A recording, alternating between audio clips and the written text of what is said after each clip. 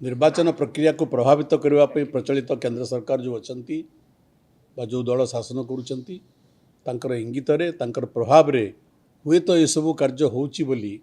प्रत्येकटी भारतीय नागरिक मानक संदेह मनरे संदेह सृष्टि होगा स्वाभाविक। आपण कल्पना करंतु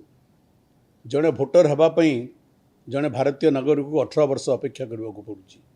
18 वर्ष हला परे जेकरी से प्रक्रिया रे से अंशग्रहण करि परिबो। 5 वर्ष रे थरे भोट देवार अधिकार मिलुछि से भोटर मानकु एवं एते दिन अपेक्षा कला परे भोटर तालिका रे सन्निहित हला परे जदि निर्वाचन अव्यवहित पूर्वर विभिन्न कारण दर्शाई से भोटर मानकर ना भोटर तालिका काटी दिया जिवो एवं तांको भोट दान वंचित करा जिवो अर्थात तांकर गणतांत्रिक अधिकार वंचित करा जिवो प्रथम कथा। द्वितीय कथा जे अनेक सरकार आनुषंगिक सुविधा पाइबा पई से नागरिक मानकु भोटर हबार आवश्यकता पड़े भारत वर्षर एवं भोटर तालिका सेमानकर ना कटिगला परे से सरकारी आनुषंगिक सुविधा से वंचित होती। तो दुई प्रकार नागरिक अधिकार से वंचित हेले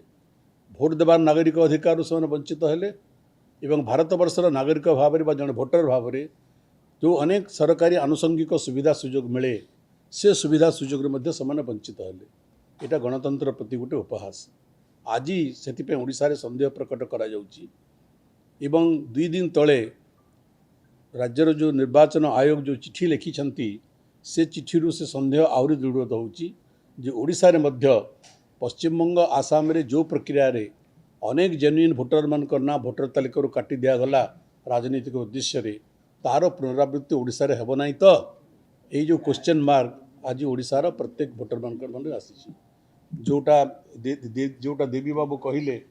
से कथार अनेक सत्यता अच्छी एवं विशेषकर 2 दिन तले जो चिठी लिखिले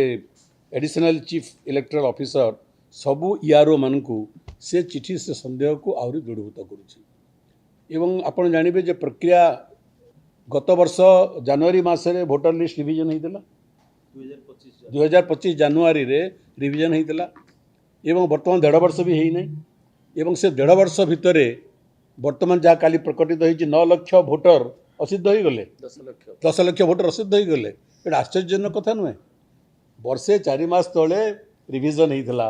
से जो माने भोटर लिस्ट स्थानित होते से कौन अंध भाव स्थानित होते